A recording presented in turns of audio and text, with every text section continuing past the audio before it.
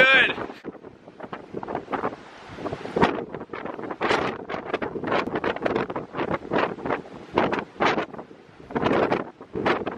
Alright guys, so today I'm going to finally go over my PIDs and rates. It's important to note that I fly KISS. I mean, obviously this is the KISS configurator. So if you fly beta flight or race flight, this likely will not help you in any way. So before I jump into these numbers, it's important to know my setup. All the different components you use, motors, ESCs, frame, these are all going to affect how these numbers translate to real world performance. So if you just stuck these numbers into a quad that has a different frame than mine, different motors, different props, you'll probably still get a general feel of what my quad feels like. It's not going to be perfect. Even if you have identical components, it likely will not transfer over exactly the same. It should be close, but all this stuff is pretty finicky.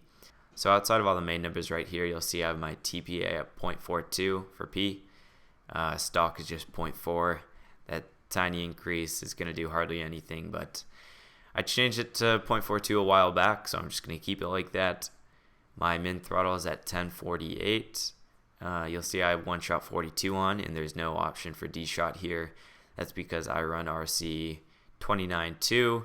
For me, it just feels the best. I have tried all the D shot firmwares. I think they're on RC 20 or RC 6 for the latest D shot flight controller firmware. So my ESC firmware is just 103H, I believe. My filter is on high. A while back, when I used to have a lot of vibration issues, sometimes decreasing from off to high would help with those vibes and whatnot. But now, even if I have the filter to off, my quad's going to still fly fine. I've just learned to enjoy the flying characteristics and flying feel for the high filter. I don't really know the logic behind that. But let's move on to, what do we got here? The advanced tab. I don't tweak anything besides the flight controller orientation. So onto rates. You'll see for roll, I have my degree per second at 971 and then my pitch at 929. I like my roll the highest. I think snappy rolls can look cool and good from time to time, whereas pitch, it's easier to control with it being slightly lower. Now this is kind of interesting. I have my yaw rate at 634 degrees per second. That's about 25 or 30% lower than pitch and roll. Now I think I like that because I usually don't do any snappy yaw moves like this. I don't see any point to that. The lower yaw rate gives me a better sense of control. For my TPA, I do use a custom curve, and I make it so my PIDs are never at their full value.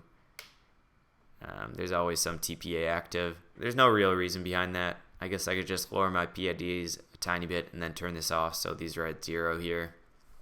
But I've just found this to work very well, and I transfer the same settings over on all my quads. So the last thing I wanted to talk about is, I guess you could call it frame geometry. There's a lot of different frames out there. You have your pure X's like this. You have your kind of squished X's like the Alien or QAVR, and then you have your stretch X's. I actually use the same or very close to the same PIDs on all my frames, on my freestyle frames, on my racing frames, and those frames are different geometries. So for my racing frame, I use a Strex X, and I use basically these same PIDs. My freestyle frame, I guess, is a squished X or an H, and I use these PIDs. Obviously, this is my freestyle quad we're talking about. And when I used to fly pure X's, my PIDs were, again, basically these same identical PIDs. I think that speaks to the PIDs is basically just stick feel. In my experiences, the different types of frames haven't affected that stick feel at all.